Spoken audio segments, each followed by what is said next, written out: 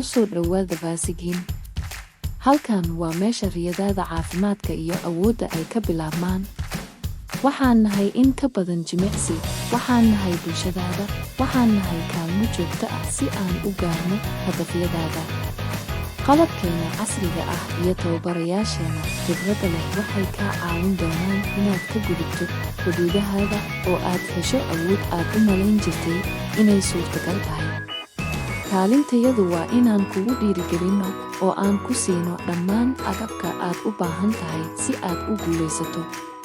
Hadday tahay fasallo kooxeed, tababar gaar ah, ama talooyinka nafaqada, Baasigiin waa meesha aad ku gaari karto isbeddel dhab ah.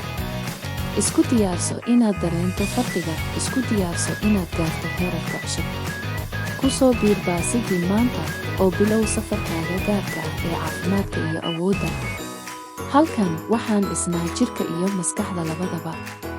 Maanta waa maalinta aad beddeli karto noloshaada.